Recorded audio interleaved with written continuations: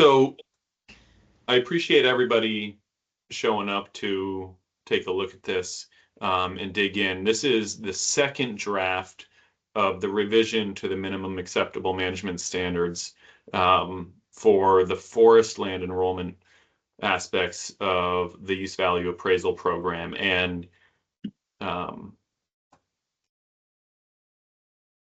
going to take a slightly different tack than we did in the first draft.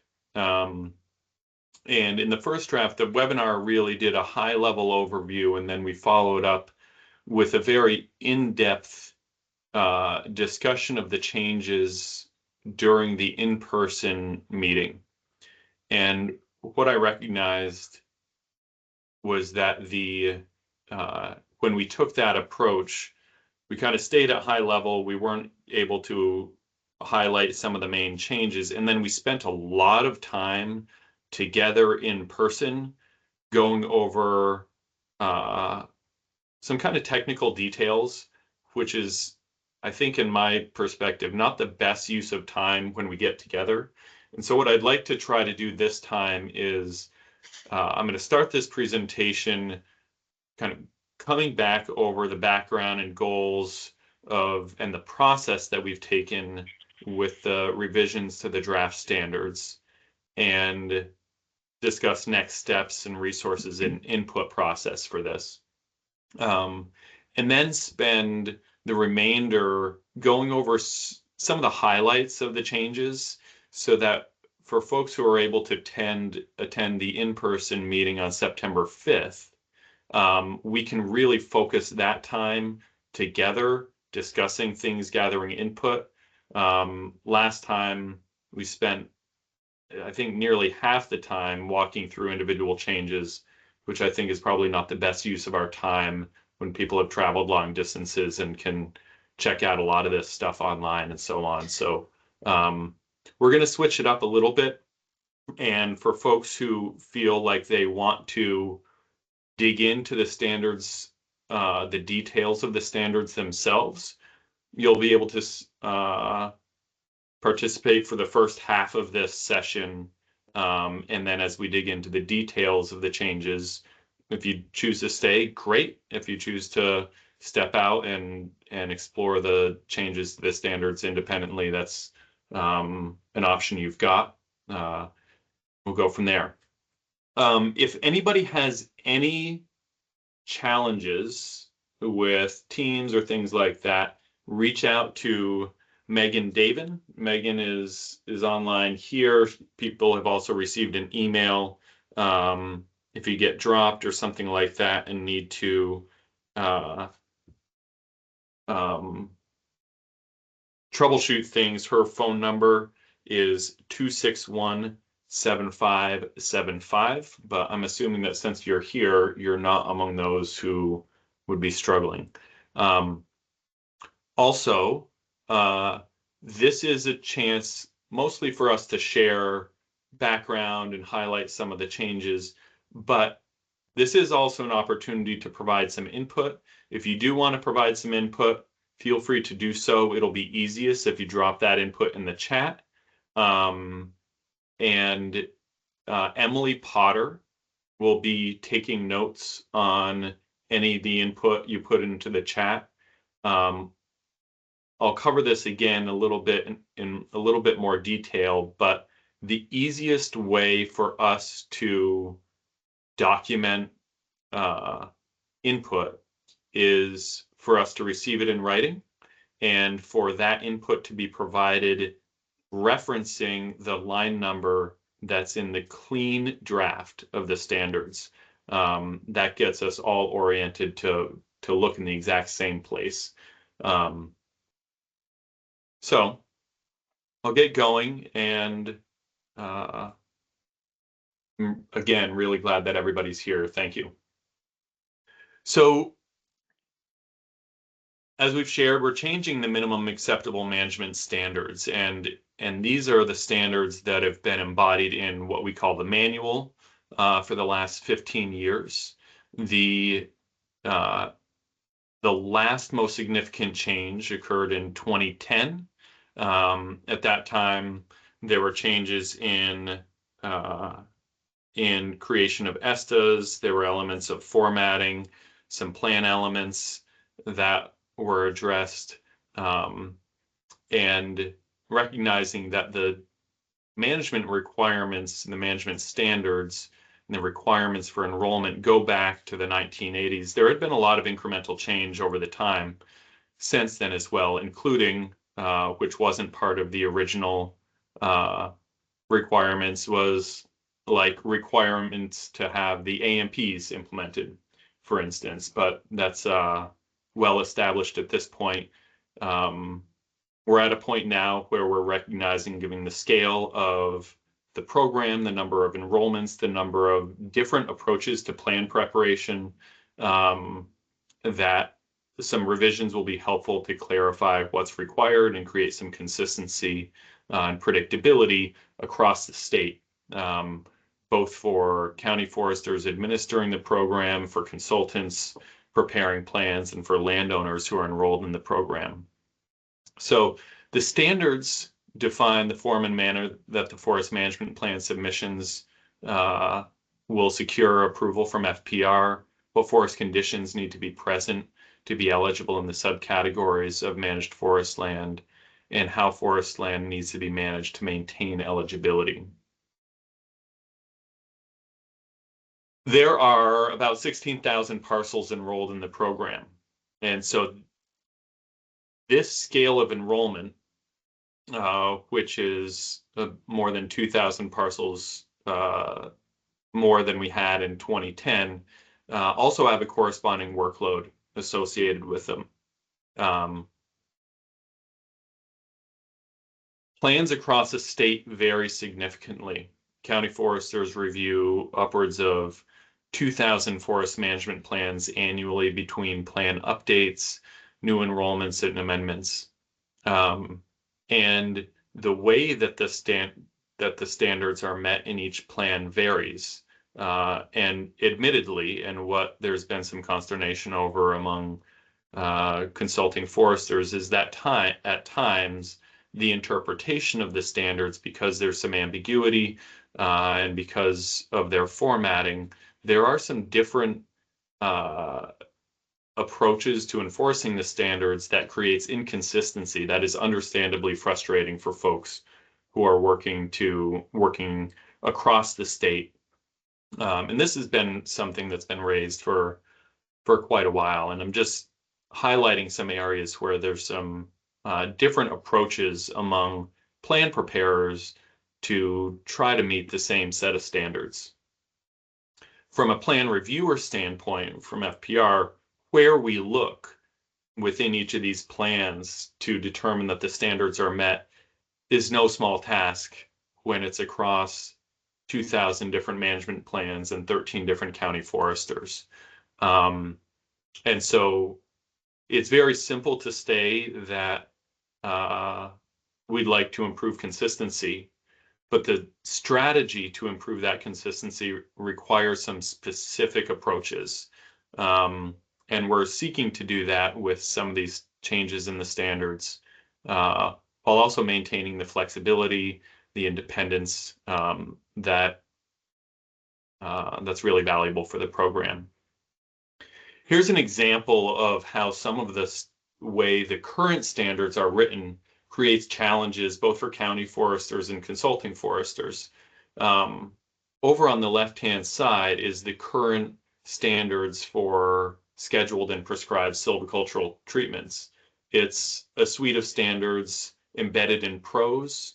There are multiple different requirements that are contingent on different conditions or prescription types that require a lot of determinations to understand, is this required in this instance? How do I approach this? Is this required or not? The new standards really try to break this out in a more structured and organized fashion so that it can be scanned more quickly with a quicker determination. And admittedly, some of the new structure and the new approach is going to require some calibration and development of some new habits in how to consider it. But I think over time, could be really successful in helping folks recognize very clearly this is or is not required.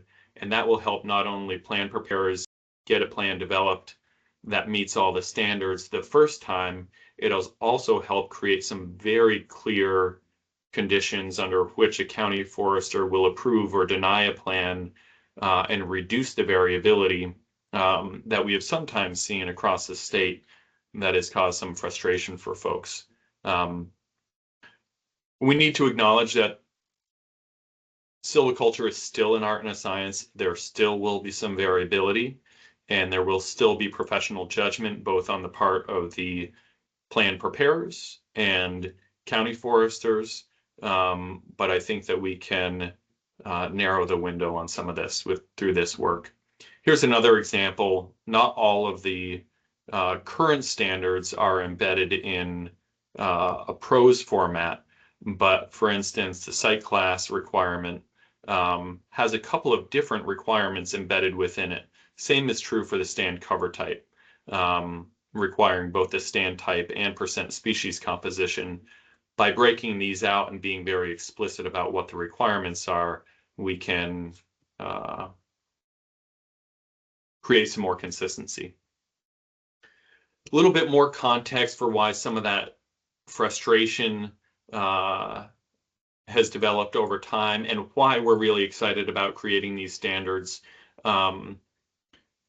This is admittedly a kind of qualitative assessment of the rate of plan return that we deal with, but we estimate that of 2,000 plans received per year, about 500 plans are returned for edits. That is not just a challenge for FPR and our preferences, that's a cost for landowners, that's a frustration for for consulting foresters and plan preparers. And we think that we can really reduce this by creating some clearer shared expectations about what's required, so that there isn't the struggle to calibrate or the ambiguity that sometimes is embedded in the current standards. And so these changes aren't coming out of the blue. This conversation has been part of our discussion with the consulting forester community and among the county foresters for more than 9 years. There was a lot of work that recommended that there was the use program, the standards are used as a baseline for approval of decisions and not personal opinion, and a suggestion that a template for a plan should be developed to create some consistency and on which to base plan review. Through brainstorming work with at consulting forester meetings, there were discussions about how to do this and a lot of the significant benefits that could result from it. Also, there were acknowledged some challenges about concerns about a template, reducing individuality, increasing details, creating some more confusion potentially, concern about micromanagement from county foresters. And so these are valid concerns that in certain application of a template could really create some challenges. In other ways, maybe we can thread the needle. And the goal of these standards are to thread the needle on that. Create clearer expectations about the content without prescribing what management occurs within certain parameters. So the draft that was released a couple of weeks ago also is not the beginning of this process, and I'll take us back. In the summer of 2023, FPR compiled a bunch of disparate standards. If you remember, the 2010 standards were the most significant revision to the standards. But there were some additional changes that occurred between 2010 and 2023. Creation of the sugarbush standards. There were ag conversion standards that were created. During COVID, we allowed digital signatures, and there are some others. And so while each of those individual changes was valuable, the approach in which we did it really created a fractured set of requirements that makes it difficult for landowners, for consulting foresters, and for county foresters to see the big picture and understand what is currently required. So in fall of 2023, the Private Lands Advisory Committee identified manual updates and goals and components. We got a subcommittee together and drafted a proposed approach. In January of 2023, FPR reviewed the draft manual and plan standards with a webinar and some input and a lot of discussions and stuff like that from consultants in January and February of 2024. We received over 450 comments, engaged more than 90 consulting foresters, and got the first draft of that rolling on that. However, in 2024, progress was delayed in that work. Admittedly, we had a bit too ambitious of a timeline, and we pulled back, really wanting to get a second round of input from consulting foresters, and in this round, most importantly, from landowners. And so we really worked on incorporating that input, got a draft together, and then in May of 2025 and into June, Private Lands Advisory Committee considered the edits that were made, really rehashed things a lot, built on a lot of the improvements that we had made based on input, and we did a parallel process with the county foresters. And so this is still a draft. It's a second draft. We are currently going to be collecting input until October 17th from landowners and foresters. And then we'll work to develop another draft, a final draft that will have some final polishing from the Private Lands Advisory Committee. We'll go over that in a little bit. But the overall goals for this are to bring in disparate standards so requirements are more easily identified, to improve the format and indexing of the standards themselves to allow for efficient referencing of standards, to increase clarity, to reduce back and forth review between plan preparers and FPR, to create a template format for consistent review process, to set things up to advance potential for self-certification. And self-certification is a concept that's been around basically since licensing came out, and the concept being that licensed foresters who prepare forest management plans and can assert and confirm that the plan that they prepared meets requirements would not need to have the plan approved by a county forester. But there would be in certain proposed models, an audit process where there's verification of some sampling of plans, and there would be an on-ramp and off-ramp for consulting foresters to be able to self-certify their plans. This is something that the department is still and increasingly interested in making possible. And I know that there's differences of opinions among the consulting community about if this is a benefit, but from an administrative standpoint, we're feeling like some version of this is really necessary to manage the administrative burden of the program so that county foresters can allocate more of their time and energy to doing real value-added work with landowners, building relationships with consulting foresters and loggers, doing community education to really elevate the visibility and the contributions of the working landscape towards all the public values we expect from it. And finally, there are aspects of this that really need to adapt program elements to advance statutory purposes that are consistent with shifts in the practice of forestry and sound stewardship, recognizing water quality issues, increased intensity of storm events, invasive plant challenges, regeneration challenges.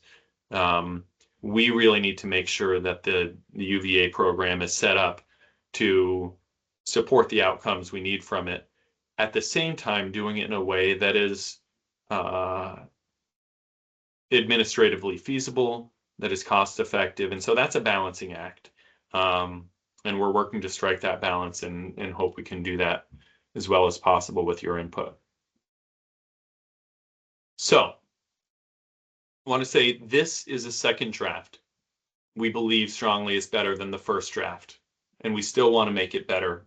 And so we want your input on this. Today is a venue to get familiar with the background and goals, and hope that on Friday, September 5th, you'll be able to join us to provide feedback in person.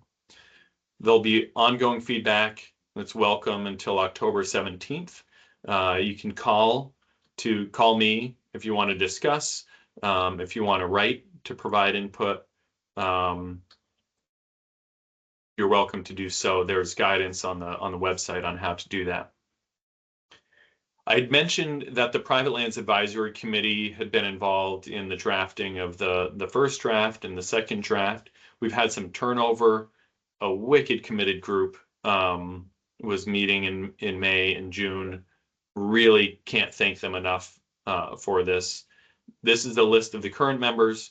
I do want to acknowledge that the Private Lands Advisory Committee did not formally endorse this draft. There's a lot of, we were able to move through this. They didn't expressly not endorse it either. I want to make that distinction. But we were at a point in the process where we felt like it was best to get this draft out for public input so that we can advance it. And we'll be looking for some consensus on the final draft as we get to that next stage. So in terms of next steps, as I mentioned, we're going to be looking for landowner and forester input through October 17th. In November, we're going to be compiling input received and revise the draft and review the final draft with PLAC in December of 2025. Our goal is to adopt a final draft in January of 2025, and then in February and March, conduct outreach on adopted standards. And there'll be some, not a ton, but some updating of forms, templates, and other resources that will work to align with those adopted standards. The standards would go into effect on April 2nd of 2025. And what we expect is that any plans that were due on April 1st of 2025 would be able to be prepared according to those standards. And in that way, a plan that's in the midst of development on April 1, but received a month extension, would still be preparing based on the old standards. And so that's our approach. And in terms of getting the input and setting consulting foresters and landowners and partners up for providing feedback, we've got the main web page for these revisions. The link is here. It's also been dropped into the chat for folks. Megan, if you could drop that in again for anybody else who's joined. I've sent that out a bunch and we'll keep sending it out.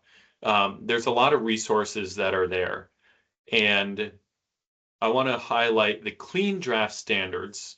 This is the set of standards that doesn't have track changes. It doesn't have any crossouts. It's generally the black and white text without any red. these are the standards that I would like anybody to be reviewing and providing feedback on, and referencing line numbers there. That'll be consistent, and get everybody on the same page, so that we can know exactly what sections you're looking at when you're recommending improvements. The markup draft standards is the new draft standards with the track changes. And it's track changes relative to the January 16th, 2024 draft. Yes, Kathy, thank you.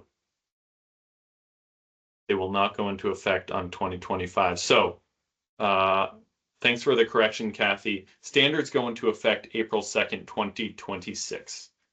And we'll drop the final draft on January 2026. I apologize for that. So, so if you're looking for the detailed accounting of what changed between the January 16th, 2024 draft and the August 12th, 2025 draft, you can review the markup draft standards. There is a table, draft stand description and prescription reference table. As you'll recall, there are multiple enrollment subcategories that have different plan requirements based on the enrollment subcategory. And this is necessary to create consistency and clarity about what's required and when. But it does require some cross-referencing of, well, if I'm enrolled in Site 4 land, do I need to have a % species composition? This is going to help you know, do I need to provide this data for this enrollment subcategory? There's also a prescription reference table that's there, and that is similarly a single tree selection treatment requires a residual diameter distribution table, but a clear-cut treatment does not. And so this prescription reference table succinctly describes what treatment types require what prescription elements. Also here is a responsiveness summary.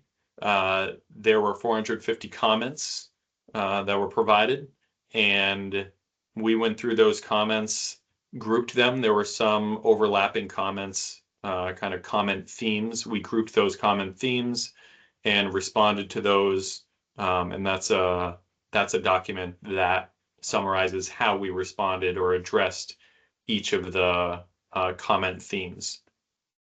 Finally, there's draft 1 standards that are help bring folks back to what did we have, what was prepared in January of 2024. And this is the starting point for folks who are looking to understand what changed from that first revision, from that first draft. We are getting some events together. So this is one of our first events with a webinar for you all. Right now we've got 38 people here. We've got an in-person event that's going to be at the Canadian Club in Barrie from 8:30 to 2 p.m. on September 5th. The registration link is available for that now. Feel free to register. I will send out a more direct email to the entire consulting community later today or tomorrow. We have a couple of landowner webinars that we're coordinating with Coverts and VWA on September 15th and September 16th. Registration is open for those. And we've got, we'll have multiple landowner in-person events. We've got one set up for September 22nd in Berlin, the UVM extension offices. Folks can register for that. and we're working on final details for a couple more in northern and southern Vermont.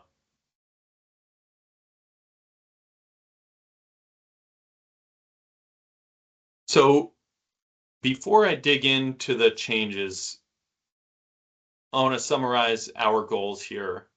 We're looking for fair, effective, and predictable delivery. We've got 13 county foresters, 150 consulting foresters. Each plan requires a county forester and a plan preparer to come to a common understanding about how the parcel and the proposed management meets the UVA standards.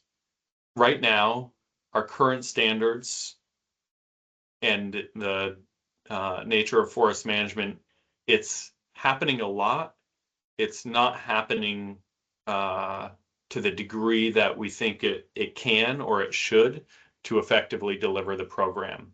And so we believe with the changes that we're making in the standards, we can help achieve that goal. So as I go through these changes between the January 2024 draft and the 2025 draft, it's going to be an incomplete accounting of all the different changes that occurred. It's just not possible to address it in this as effectively as we could. But there is the markup, and so it's a very transparent way to just go in and see every line, every word that changed between the 2024 draft and the 2025 draft. I will also acknowledge that there are aspects, we have different perspectives about what a priority or very significant change is or isn't. And so I am highlighting those that had some of the most comments from consulting foresters, and we recognize will be bigger shifts for plan preparers and it will affect landowners most here. And so, but there may be some others that are not addressed here that you also feel are important and require attention, and we hope you'll provide input on those. So I'm going to stop sharing for a moment, and I wonder if before I dig into, so that is kind of the overview of the changes. And I wonder if there are any specific or maybe I'd say general comments or questions that would help you understand why we're doing this or what next steps are.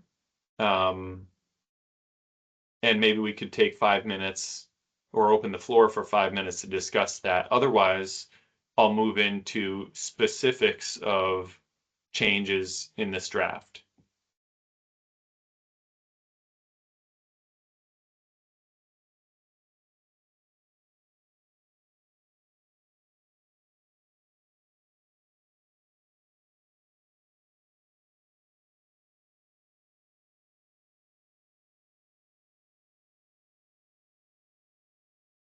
Okay.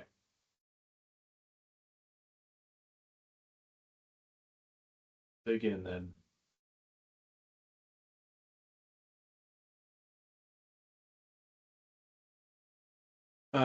T or Jason, I see you on screen. Can you give me a thumbs up if you see my screen again? Great, thank you.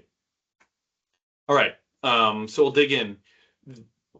As a reminder, the general framework for these standards is looking at the overview of the program, eligibility of parcels, program compliance.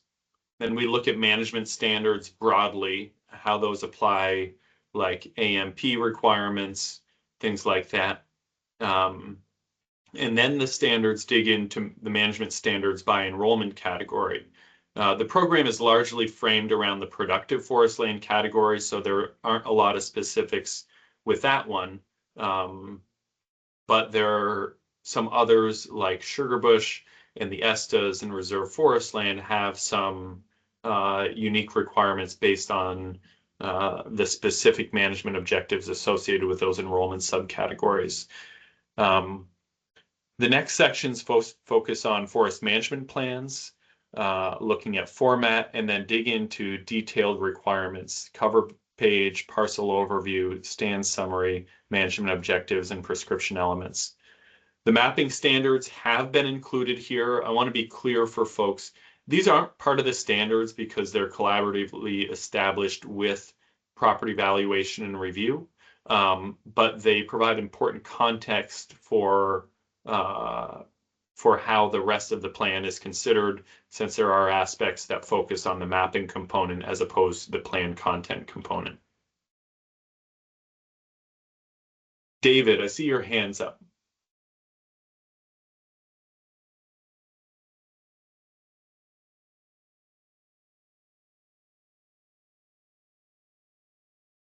David Brin, I see your hands up. Maybe you're muted. Okay, hand down. While I've got the question in the chat, the question is there a good resource for site class? The soils table is old.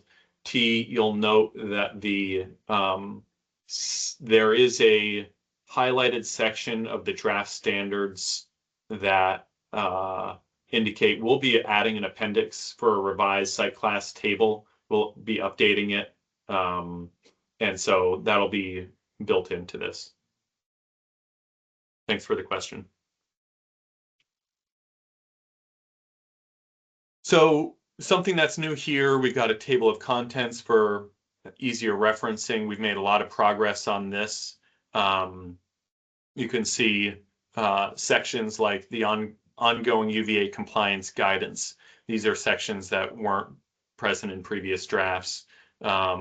The Sugarbush standards highlighted down below. That was a standard that was a disparate standard or separate from the 2010 draft. These are just some highlights of things that we're bringing into the current standards. So I'll just dive right in, and if folks want to follow along, the page numbers that will be referenced here are referring to the clean draft of the new draft standards. And as I go through these changes, what I'm going to be highlighting are some areas that we made edits based on input. We're also going to be highlighting some additional inclusions that we added based on input from Plaque or others. And so from this point forward, we're just going to be going through some of the individual changes. I'm not going to spend a ton of time on some of them because they're detailed aspects, or but we'd be happy to discuss in more depth. Some of them I'll spend a little bit more time on that received a lot of comments. For example, the AMP's requirements. We'll discuss those a bit more. And go from there. So, ability to manage. This was a new section in the draft, basically clarifying that property enrolled in the forest land category needs the ability to be managed for the purposes of the subcategory it's enrolled in. We had some comments that were asking for some specifics, like, does this apply to carbon markets and things like that? Yes, it does. We also recognize that our language in bullet 3 here that was referring to barriers for access really being dependent on legal access. That's not always necessary. So we focused on currently feasible access as how we might consider whether or not a property can be managed in this case. Again, these are for large scale considerations. These aren't for do I have a quarter acre of rock face that I can't manage. FMP amendments. So this was a section that was at the end of the January drafts. It didn't get a lot of attention, but did get a little bit. We brought this forward in the standards up to page 10 and really outlined what the process should be for this to create a consistent approach. What we found over time is that the way that amendments get handled and submitted and filed can create a fractured record that makes it hard for landowners or FPR or consulting foresters to know what's in effect. And this new approach is intended to address that, kind of clean the slate when an amendment gets submitted, create a submission that basically supersedes the old plan, so that we're not trying to put a puzzle together at the end of a 10-year plan cycle.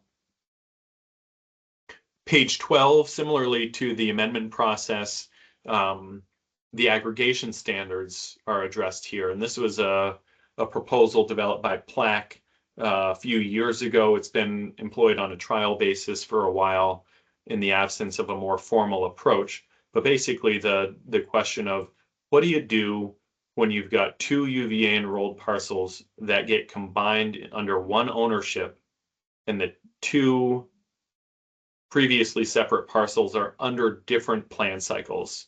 How do you align those? And this is intended to address that. So we brought that forward. We revised the extension standards, softened the tone a bit here. We're proposing a standard extension approach for 2 months that we hope can be handled with a easy form submission. That form has not been amended, but the intent is there to make an efficient process for standard extensions that reduce the back and forth or the uncertainty that folks have when considering this. Forest Management Activity Report, reporting thresholds. It's been clear that activity implemented on UVA enrolled parcels needs to be reported on a Forest Management Activity Report. That's straightforward, but maybe not straightforward enough, recognizing that cleaning out a water bar is an activity. Tapping an individual sugar maple is an activity. Cutting a cord of firewood is an activity. Does that require a Forest Management Activity Report? When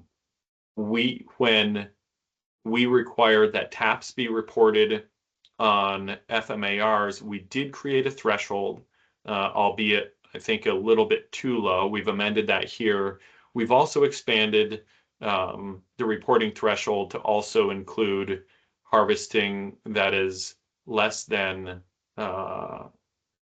or harvesting of 6 cords or more volume equivalent in a year must be reported on a Forest Management Activity Report.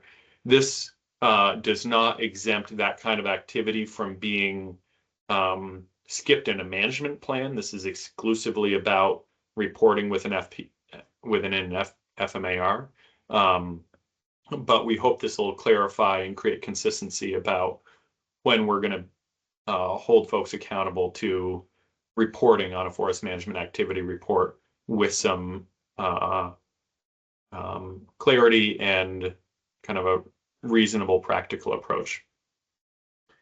We've clarified on page 15 the county forester inspections and clarified that inclusion of other A&R staff is to ensure staff safety, and that these inspections are seldom exceeding 10 years, but they can occur at irregular intervals.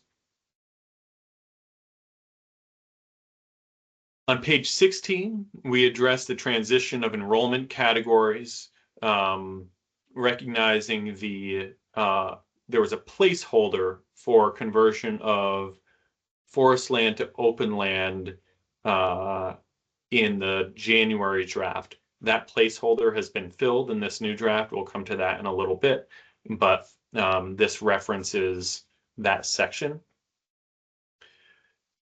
On page 16, we also address the AMPs more clearly.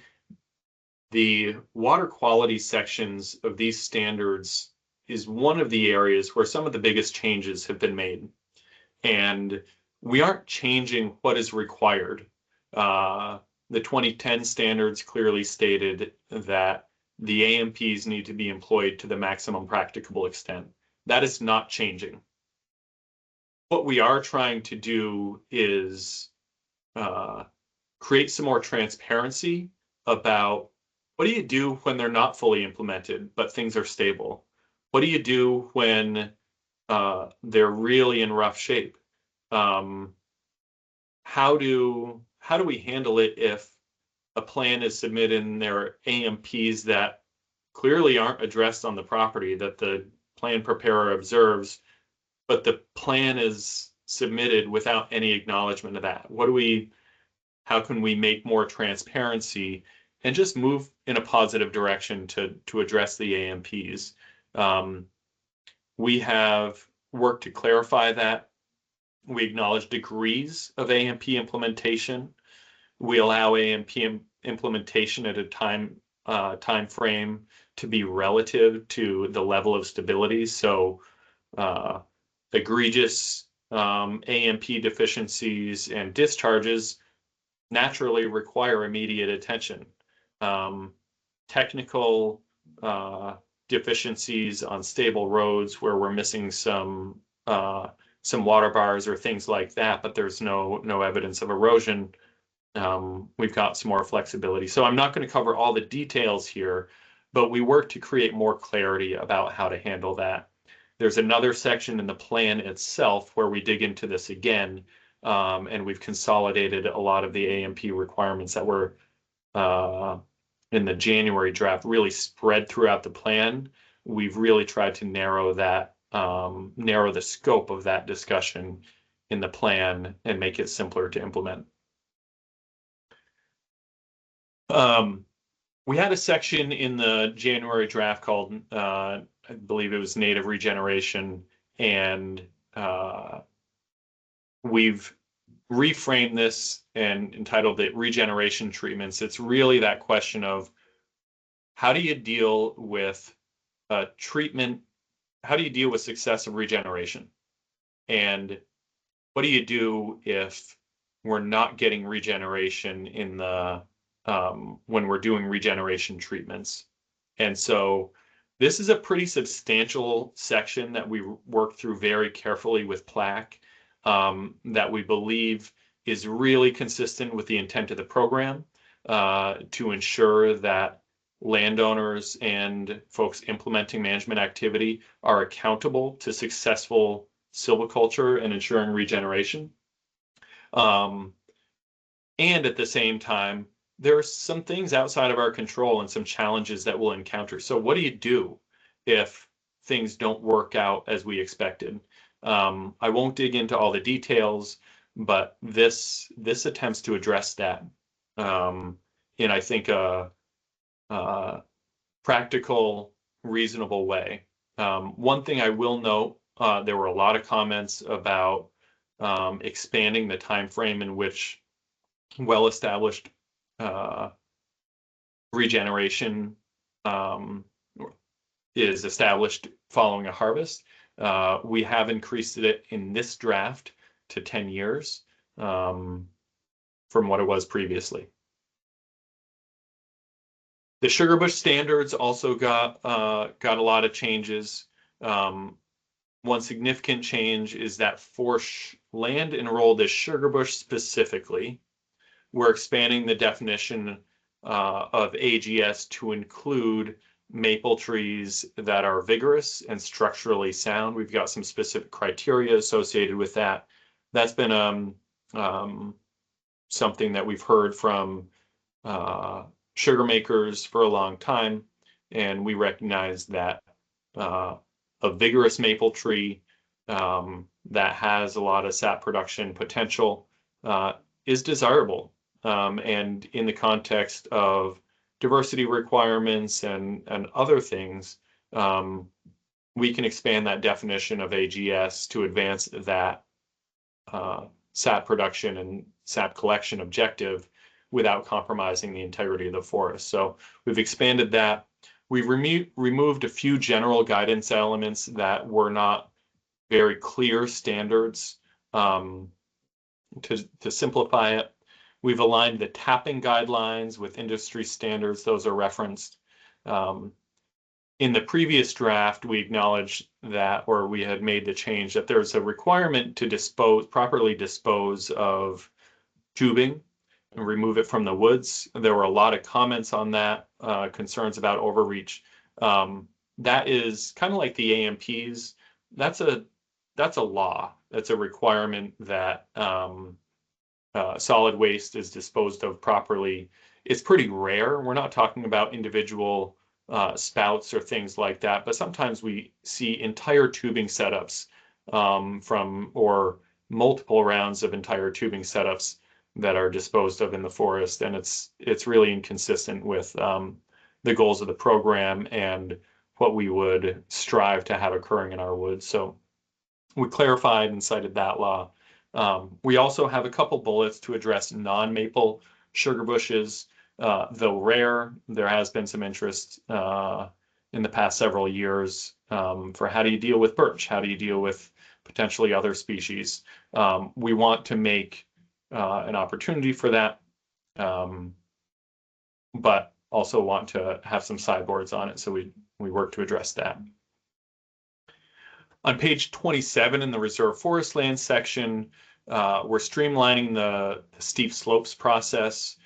The steep slopes are one of the eligibility criteria for achieving the threshold for reserve forest land.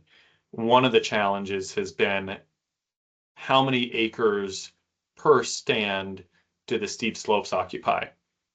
And so we're looking to streamline that, remove that acreage accounting from the stand level, just apply it on the parcel level, so it'll focus on an accounting in the map itself, but it won't be broken out by stand as it was previously. The natural community ESTAs are streamlined a bit. Bob Zano and Jared Nunnery worked on approaches to that and making clear what the review process is. The RT&E vernal pool ESTAs, there's recognition that if somebody enrolls in an RT&E or vernal pool ESTA, that those occurrences, if they're not already in the natural heritage database, will be included. And so we wanted to make that transparent for folks. The riparian ESTA on page 25 wasn't a change from the 2024 draft, but just wanted to flag in this draft, it is changed from our current requirements to align with the reserve forest land approach, basically being clear about what is a standard eligibility for riparian ESTAs. There are basically 50 feet on either side of an intermittent stream or 100 feet on either side of a perennial stream, or lakes and ponds. That can be expanded under certain circumstances, floodplain or et cetera. But that is in there. Old Forest had some very minor revisions, acknowledging that where there's variability of stand dynamics, there are some forest types that are unlikely to accrue some of the old forest characteristics. Stand types that are not part of matrix forests, have major stand replacing disturbances or things like that, may not accrue the large old trees or things like that that are highlighted as the dominant characteristics of old forest and the old forest ESTA. So we're acknowledging that there's going to be some variability there. In the open idle ag land, we clarify the calculation for assessing that. We also clarify how when open land in its process to reverting to forest land would become eligible. That aligns with some of the current standards, but clarifies it. Big change here, the conversion from forest land to open idle ag land. This is outlined here, allowing limited conversion to occur. For context, this has been handled variably across the state. The definition of managed forest land in the PVR rules from 1985 allow for 20% of forest land to be in an open condition. It also requires that land enrolled be managed for continuously for forest products. And that's been true of the standards for land enrolled as forest land for a time. So there's this tension between, well, can I convert forest land to open idle ag land or not? And it's been handled variably for a long time. In some parts of the state, the answer was a clear no. In other parts of the state, it was a conditional yes. And so that creates a pretty challenging thing to navigate that we're trying to address here in ways that both creates opportunities for landowners, people have strong connections to open idle ag land, and yet there's no specific management purpose for open idle ag land that we can confidently say this advances purposes of the program, when we know that forest land being managed for saw timber does. And so we feel this responsibility to primarily tend to that contribution to the program purposes of working lands and forest land, while still allowing for some conversion to occur where it's got a limited impact on those program purposes and so on. And so I think that this is going to be a point of discussion for some folks, but we think we've struck a good balance here. This section is not a complete articulation of that allowance. You should look at the revised standards on page 28 for full details on that, but that's one folks should pay attention to. We did some refinements on the ag conversion standards. Those have existed going back to about 2014, and made a few changes. We recognized that there was some allowance for silvopasture at that time. Those draft standards were developed, or that those standards were developed. PBR wasn't allowing silvopasture to be enrolled as agriculture. It now is being allowed as agricultural land. And one of the conflicts we recognize is that it's really hard to manage for silvopasture at the same time as meeting all the other forest land management requirements. And we can't just throw those out the door when the land is being managed as silvopasture. So what we're clarifying here is that silvopasture is eligible as agricultural land, and that silvopasture can be enrolled as managed forest land when it is consistent with all planning conditions objectives that are also compatible with the forest land requirements of the enrollment subcategory that silvopasture is enrolled in. So we made some changes there. We also made some changes to the format to clarify what the process is when you're going from forest land that has a certain use value associated with it to agricultural land that has a different use value associated with it and a different set of standards. And so when does somebody cross that threshold from this use value to that, and how do we hand the baton off for responsibility very cleanly? We've tried to address that in a more structured way in that standard. I'm going to go back to the formatting that we have for the plans. This is bringing us to the Forest Management Plan Details section. And there weren't major changes to the formatting requirements, but I do want to highlight this because this is a change from our current approach, recognizing the examples I was showing at the beginning of the presentation. There are a lot of different approaches to meeting the same set of standards.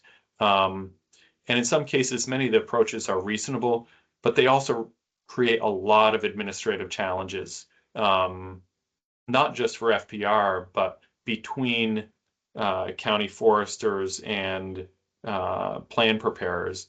And so just want to emphasize that the formatting requirements under these new standards do require that each of the plan elements and sections be provided in the order that they're presented in the standards. We are open to suggestions to improve the order, things like that, and some of our playing with this. I can appreciate that there may be some different approaches here. Recently, also, just to highlight an example of where we're open to consideration, the requirements state that each of the required elements needs to be bold and underlined. And while that is reasonable kind of from an implementation standpoint, it has costs in terms of presenting information and aesthetic for landowners and how group elements. And so that's something we're open to changing as well. I'll move quickly through these. These are on the cover page, page 32. There's a submission type, recognizing that there are different implications to the plan cycle and how it relates to an existing plan. So a new plan, we shouldn't be looking for an existing plan. If it's an update, we know it's intended to supersede the old plan and it's just going to restart the clock. An amendment is going to supersede an update. And then transfer, withdrawal, or additions all have different implications for what's on file, what would be expected, and so on. So we require that plans address that on the cover page. The enrollment type here, we had plan type previously, enrollment type, conservation land, reserve land, or productive forest land. It might be multiple categories of this, but this affects our processing. And so we're including that here. And the plan date, this is the submission date for the plan. This is kind of like the map preparation date on your map. This is really designed for when was this version of the draft submitted? Recognizing there are some back and forths with revisions, having the submission date for the plan allows us to keep track of the versioning. We've included a plan acknowledgement. This has always been a part of the signature page in our template. That's included there. We've got a power of attorney attachment, directing folks to attach that to the end of a plan if they've got power of attorney. So we've got it on file. And then at the end of the cover page or immediately after, only if a plan is an amendment, but if it is an amendment, listing the stands and relevant sections that have been amended is going to help whoever picks up that plan, whether it be a plan preparer or the landowner or FPR, to understand here's where this was amended from the previous draft. And we can focus our attention in those areas and review looking at that. In the parcel overview section, we're jumping to a different section of the management standards or the management plan here. This is requirement number 6. There is a treatment schedule table that's included there. It mostly is unchanged from the January draft, but there is the acknowledgement that some treatments will be ongoing, firewood harvesting being an example, and that folks can make prescriptions and describe the management in that way. We got a lot of feedback on the aquatic features. In the 2024 draft. We were looking for descriptions of all the aquatic features on the property. In this new draft, we're scaling that back. We are re-emphasizing the requirement for mapping of aquatic features, which is already an existing requirement on the maps is sometimes isn't addressed, and it's particularly important when we're thinking about operations. If we don't have a perennial stream or don't have a wetland or something on a map, and a harvest is getting prepared, that can be an issue. It can also be an issue when ag conversions are proposed and there are wetlands in the area where conversions are being addressed. So this has been changed to emphasize the requirement that the aquatic features are mapped with only an optional description of those areas. So A&P implementation overview. And so this is one of the biggest changes from the previous draft, from the 2024 draft and from the 2010 draft. The requirements for A&P implementation on UVA enrolled land is that they need to be employed to the maximum practicable extent. To this point, there hasn't been a requirement that there be any assessment or confirmation that they are implemented to the maximum practicable extent. And candidly, given the rains in 2023 and 2024, and a lot of the requests for EFRP funds and some of the concerns we're seeing, we're going out onto UVA enrolled properties, and we're seeing some really significant challenges with AMPs that were avoidable had the AMPs been implemented. And these are folks with plans, with main roads that were missing the AMPs. In some cases, foresters had walked on those roads, submitted plans that didn't acknowledge these, and landowners had signed off on them, agreeing to implement the AMPs. And they're, I think, unfortunately, too frequently, they're not being fully implemented. And so this is an effort not to change the expectation that they be implemented, but to make sure that if they are observed during an inventory, that that the degree to which they're implemented gets reflected in the plan. And this new section of the plan eliminates any stand level description of implementation within the stand summaries.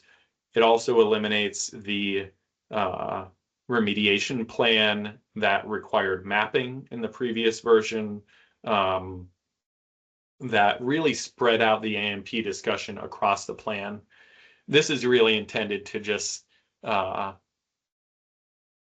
bring this discussion or consideration of the AMPs to the parcel level, with using stands really as a reference, locational reference point, and very succinct descriptions. There are aspects of this that I hope folks will look at this closely, because there were concerns about, well, I'm doing my plan in February. I can't see the AMPs. What do I do? Our previous version had submissions after the fact to address that. We're eliminating those aspects, and are looking to for people to just do your inventory, look at the road infrastructure in that process, not a segment by segment evaluation, but say what you see on the ground and report that. And if you're out there in the winter and you can't see it, then your next plan needs to address it. The landowner's next plan needs to address it. And there may be some a closer look by county foresters on that property if there's no evaluation of the AMPs in the plan. But that's going to happen.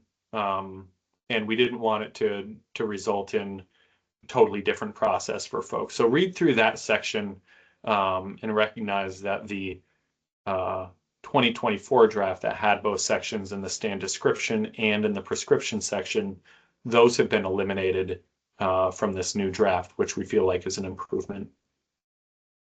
On page 36, the RT&E species, that was in the 2024 draft, required listing any known rare, threatened, or endangered species, and addressing at the stand level how the conditions for these are conserved on the parcels. This requirement has really changed to a certification that the landowner has been informed that of RT&E species or features on the property, and that planning is designed to adhere to applicable laws. This isn't going to require notice of or inclusion of any of that sensitive information, but will be designed to encourage conversation and awareness about those features. On page 36, looking at stand delineation, we clarified in this section how management of small inclusions should be addressed with inventory and management. There were questions about, I got a 20-acre sugar bush stand and I've got a 1-acre pine inclusion in that. What do I do? Some of the edits are intended to address that and provide some clarity. It's not prescriptive. There can be various approaches for doing it, but it does provide some guidance that allows some flexibility for folks for those inclusions. In the inventory elements of the standards on page 37, we changed the maximum inventory age from 4 to 5 years. We clarified, and I think this was really important, clarified qualitative versus quantitative inventory. The questions that a lot of people have asked about what's required on a riparian ESTA versus productive forest land. We have all these requirements. So this is really clearly outlined in the required elements by enrollment subcategory, but also helps address how do you describe stands when it's a qualitative assessment versus a quantitative assessment. Hope folks will dig into that and go from there. Also want to acknowledge we have run into some plans that have very low inventory intensity. We get some plans that have 1 plot in a stand. We get some plans that have in diverse stands 1 plot for 20 or 25 acres. We really wrestled with how do we create a standard that creates a clear set of expectations about quality of data. Recognizing that the stand description needs to accurately represent the stand. We decided that we were not going to be able to create a prescription for inventory data that was not going to be too much of a burden for landowners from a cost perspective, or in some cases be insufficient to ensure quality data on other stands. And so there's some tension there. And so we do address that in the new draft standards, what our approach for dealing with plans that have low inventory intensity might be. The backstop for all this is that the plan needs to accurately reflect stand conditions. But I wanted to flag that. Folks can take a closer look at that. This is a bit of a nerdy edit, but wanted to make clear we're really going to try to be consistent in our language. The enrollment subcategories that we're talking about include productive forest land, sugar bush, site for lands, any of the ESTAs. Those are subcategories of enrollment. The enrollment category that these are all part of is managed forest land. And so we're trying to be consistent with that terminology. In the stand descriptions in the previous draft, natural communities required to be reported for all enrollment subcategories. We reduced that to reserve forest land, natural community, ESTAs, and old forest in this draft. We also added a stand narrative section. This is optional for productive forest land and some of the other stands that require quantitative data. It is necessary for some of those that only require descriptive information or qualitative information like natural communities, RTNEs, riparian areas, things like that. Because the ESTAs have eligibility criteria that are outlined in the standards in the enrollment subcategories section, we need to have some descriptors in the stand description section that help us confirm that the eligibility criteria for these stands are met, and the quantitative stand description elements are generally insufficient to do that. And so the stand narrative is a place that will be required for those stands, but not required for some of those stands like productive forest land that are have all the elements that are necessary there. I'll leave that there. Tree age classes. This was a revision from the 2010 draft, recognizing we have required stands to be described as even aged or uneven aged, recognizing that there are two aged stands as well that are sometimes lumped in with even age. We went to this tree age classes approach. We dropped the 4 or more age classes, so functionally it's even aged, 2 aged, or 3 aged, and put some more objective sideboards on what constitutes an age class for purposes of this. These are estimations and professional judgments, but they're useful for considering management. Page 39, basal area range and steep slopes, both previously had been included in the stand descriptions. Both of those were dropped from this draft of the standards. The diameter distribution table, already required for uneven age stands and provided in most plans. The 2024 version expanded it to uneven age stands. That's still the case, but this was simplified. The previous version broke out the diameter distribution table into 2-inch diameter classes, and this version is asking for 3 or more diameter classes in its presentation. An example is provided for that. We also removed the trees per acre requirement from that, and that's true for reserve forest land as well. The regeneration section, the previous version required a quantitative assessment, basically an inventory of regeneration. That was going to have significant cost implications. We acknowledged that that required more discussion at the time. What we've done is pulled this back to estimates using a regeneration classification instead of stems per acre. The estimates are still estimating stems per acre, but they're in big buckets, like 0 to 350 stems per acre or 350 to 1,000 stems per acre.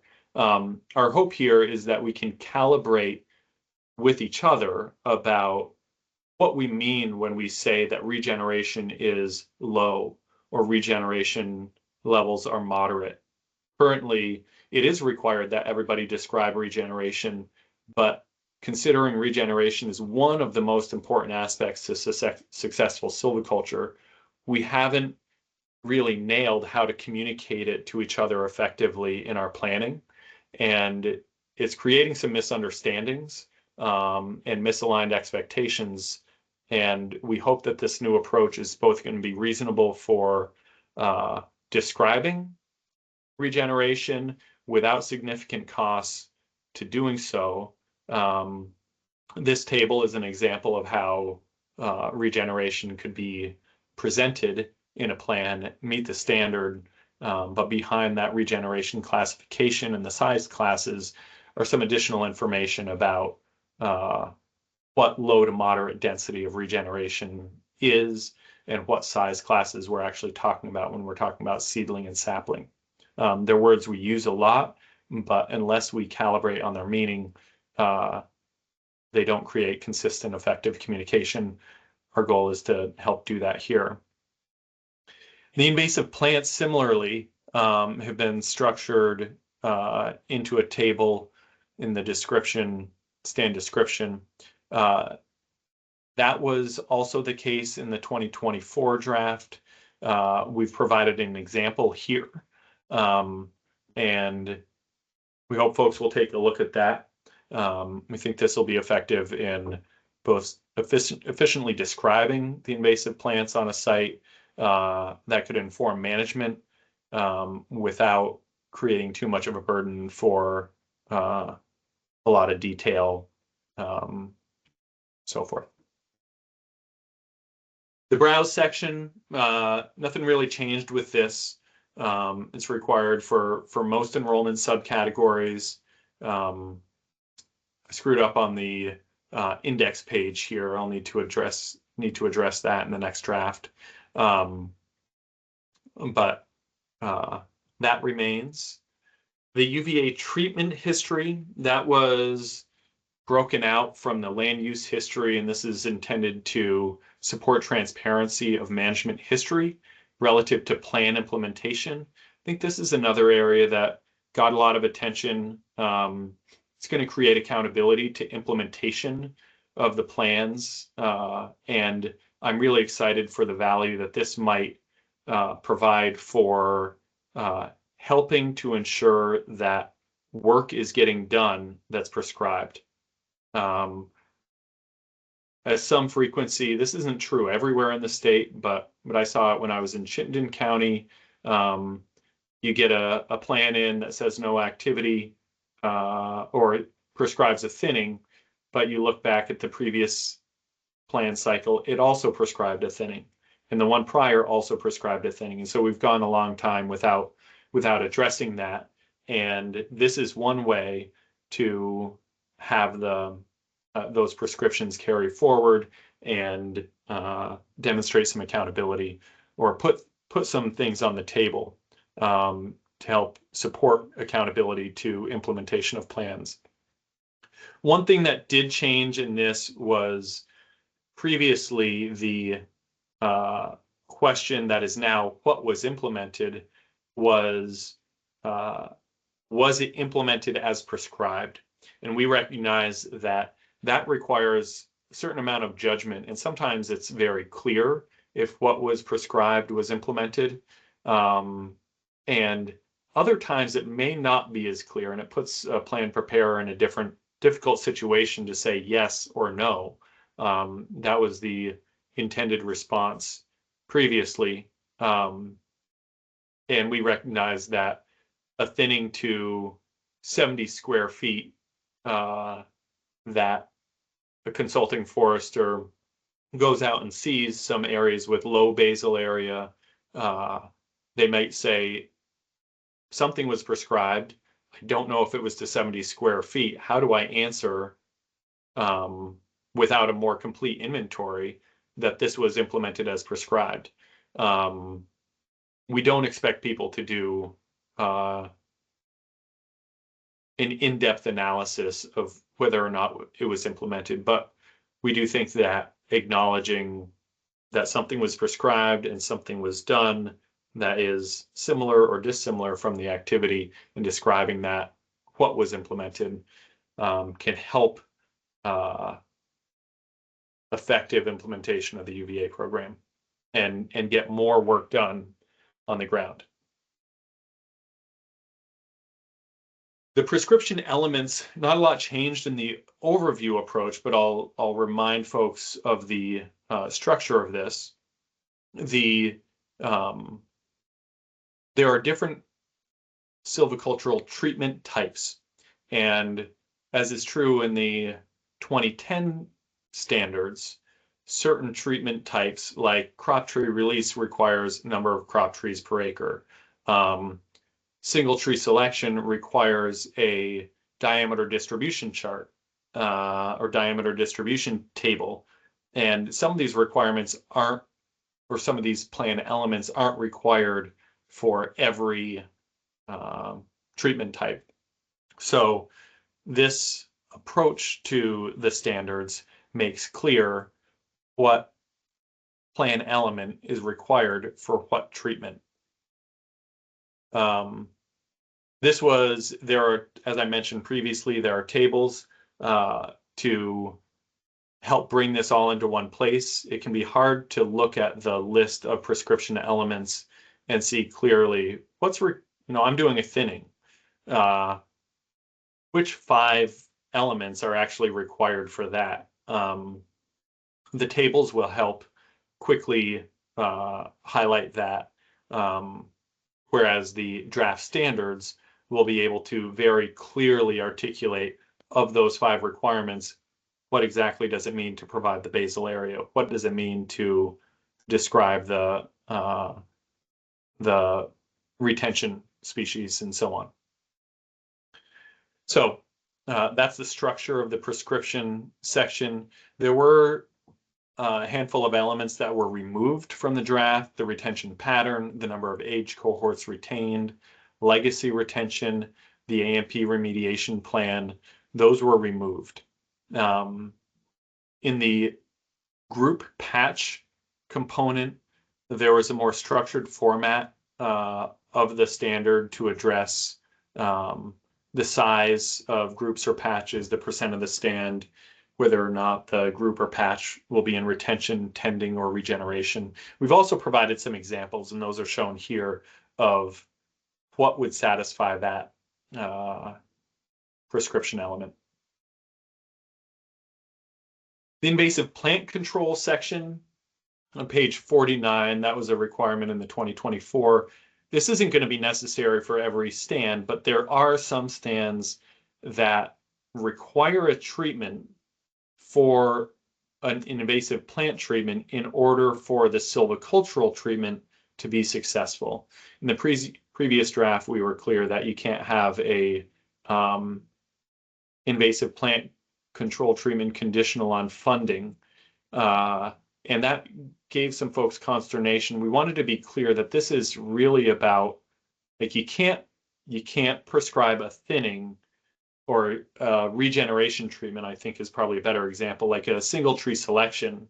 Say you've got a single tree selection treatment in this stand here, which may or may not be advisable, but suppose that's the case. And in this case, one would be pretty confident that you couldn't implement that treatment successfully without dealing with a barberry. And so in some cases, we'll see prescriptions where somebody's accountable to implementing the single tree selection, and then they qualify the invasive treatment on the availability of funding. And I think that creates a risk for the program, for the landowner, and so on, to both be accountable to implementing the single tree selection treatment, while also creating the option to not do the invasive treatment in order to be compliant with the plan. And so this is intended to really tie the availability of funding aspect to the success of the silvicultural treatment. And we'd advise people, if you can't do the invasive plant treatment, and that is necessary for the success of the silvicultural treatment, that maybe we need to think about what a different approach for managing that stand would be. And in many cases, there will be options. We made a few changes on the prescription parameters. They're not all illustrated here. An example, previously the minimum uneven age residual stocking threshold was 80 square feet. We reduced that to the B line. We've also softened some superlatives associated with retention of the shelter wood, made some other minor changes there. In the mapping section on page 51, we've got a new draft included here. The mapping standards are outside the commissioner's standards, but I think these are useful to understand what direction the mapping requirements are going. and also to help contextualize how they relate to the new draft standards, so on. We've included a glossary on page 55. This is the first time we've had a glossary for the standards. Please take a look at it. Of course, what the right definition is here is something we can try to figure out. And also, are we missing some terms? Or are there terms we don't need? Love your input on that. We tried to align the definitions contained in here with SAF definitions where they applied, but we can, this will be a work in progress, of course. And on page 68 of the clean draft, here's an example of the first page of the stand description elements by enrollment subcategory. And following this on that in that document is the second page of the stand descriptions elements by enrollment category, and then the prescription elements by treatment type. So those are some of the highlights for the changes. As I mentioned before, there are other changes. Please take a look at the marked up draft to look at all of this, dig into the clean draft to look at, what are we proposing here? Does this work? How could we improve on it given all of our goals? It really is threading the needle to get this right. How we maximize the quality of work on the ground is not the same way that we make things affordable. And how we maximize administrative integrity of the program is not how we maintain relationships or flexibility. And so we really need to thread the needle here, and I hope you will help us figure out how to do that well and provide your input. I encourage you, please do it in as constructive a way as possible, and also recognize the balancing act we've got here. This is an incredibly important program for the state. It's also an incredibly expensive program for the state, and not just from an administrative standpoint, but from an investment standpoint. And what I am really hoping we can do in FPR is say that landowners and foresters are really ready to and are actively stepping up to make sure that this works for them and works for the program and advances the many important goals that it has. We think these standards help to do that in a balanced way. And we hope we can do that even more with the next revision. So again, I really appreciate everybody joining for this presentation. We have a meeting on September 5th in person at the Canadian Club from 8:30 to 2. The registration is open for that on the website. We will also have landowner webinars and in-person events. I'll keep folks up to date as to when we add additional events to this, but please let your landowners know about these opportunities. If folks want to discuss any of this stuff and just understand where we're coming from or what some of the options might be, give me a call. I'd love to hash this out with you.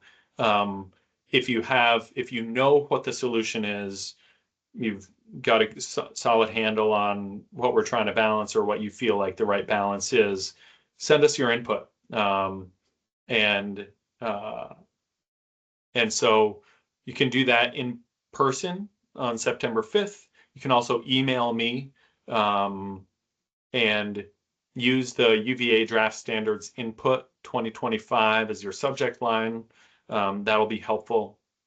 It's also really helpful to help us understand the solution. If you see a problem, how do we address it? And some specifics help, because I hear there have been, and we always need to keep cost in mind.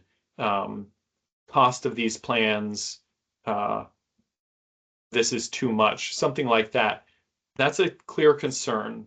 I think understanding what are the specific solutions, what should get dropped if or changed if that's your concern.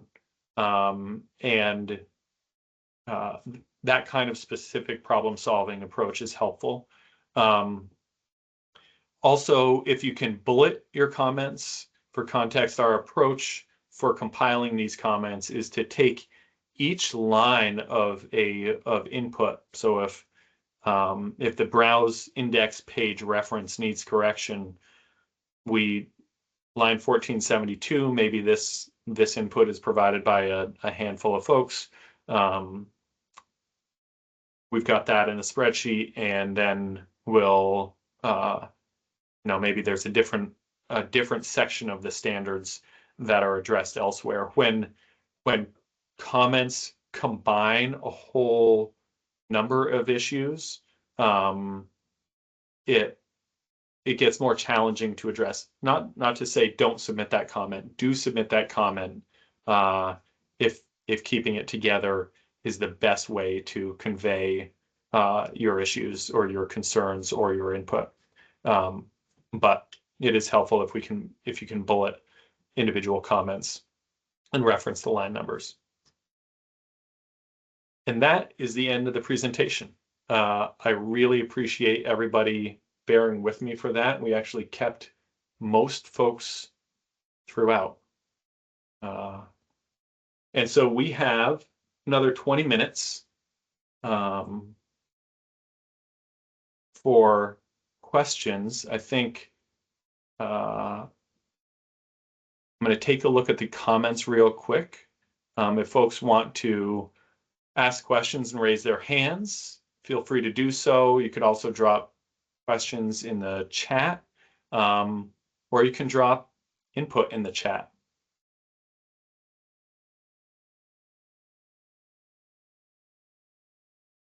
Okay, David asked, if a forest stand is understocked or submerchantable, adding more points will not change the need for active management.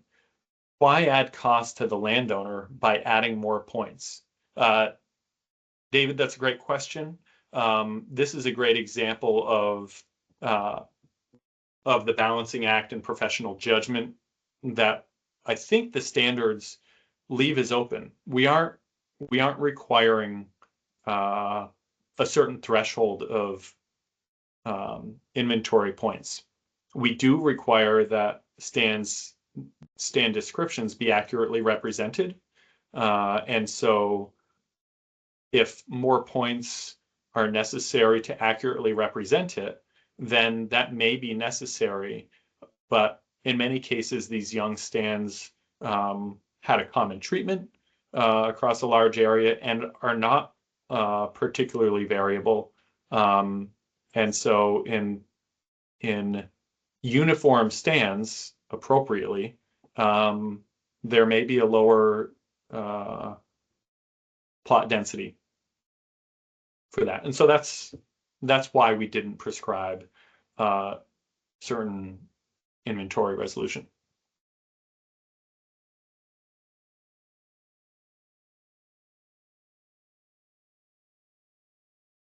David, I appreciate the comment on the overview comment you've included here. I don't see any question, but you're welcome.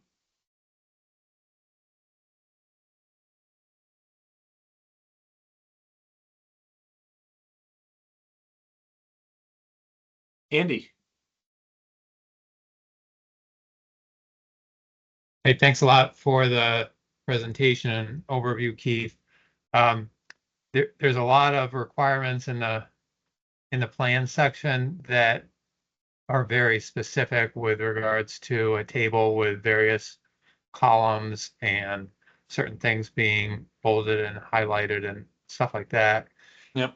Does a department intend to put together a template that we could sort of copy and paste into our own template, so that everything is in line with the standard. And if you're not, I'd just put in a vote of encouragement to create that template so that people have a tool to put things in the right place. Andy, yes, absolutely. And that template we would present as optional. And I've started to do that. It's one of the reasons why I flagged that bold and underline requirement as being a constraint that kind of undermines some of the flexibility for how we structure and present information that I think we can address. But otherwise, I think it works pretty well. And man, it's such a big difference. I keep looking at this, and we had such good questions about clarifications of the standards, what's required for each element. You know, you look at how many standards in the previous draft fit on one page, and things are pretty generalized and succinct, but they also leave a lot of room for interpretation.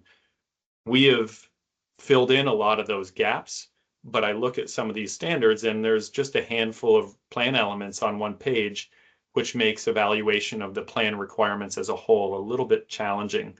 It's nice when I look at the draft templates and see this, it gets boiled down pretty quick in the new format when we don't have all the explanatory context for each of these requirements. So that will definitely be available.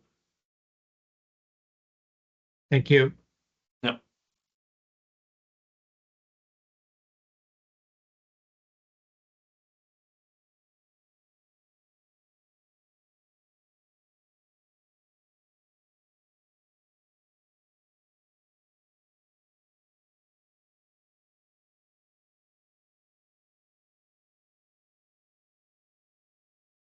Any other questions?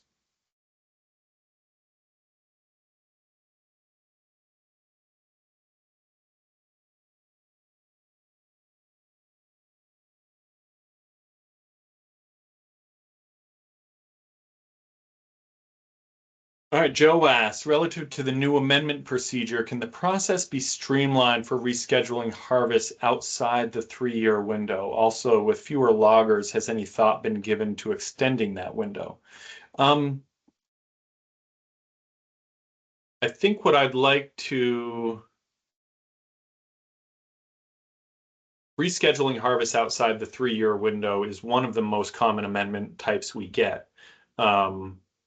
The current process would basically be opening the document, opening the plan, changing the prescription year, and then throwing in an amendment comment that's on the cover page that says stand 3 had a amended year.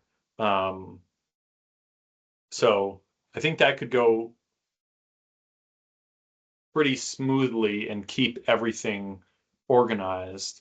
I think having 10 years, a broader window to implement, I think that we should have a longer discussion about this. I think that there is a real need to make sure that land enrolled in the program is being actively managed.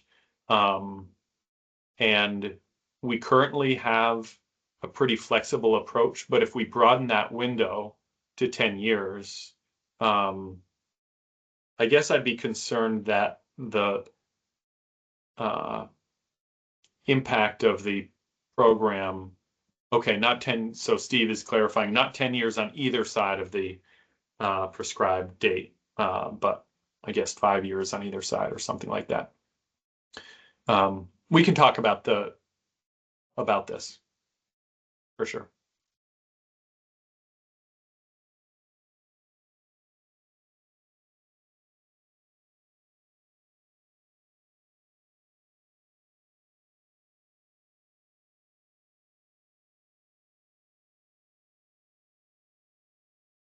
Any final thoughts or comments?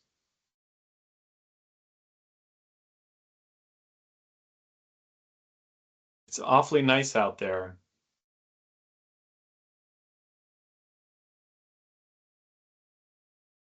All right.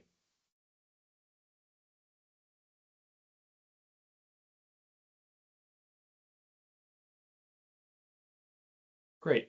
Well, so David's putting another thumbs up for a 10-year or for a broader window. So we'll consider this. Thank you. It's not something we received a lot of input on in the previous draft to expand the harvest timeline. And so we didn't look closely at that in this version. So it's great to have this coming up.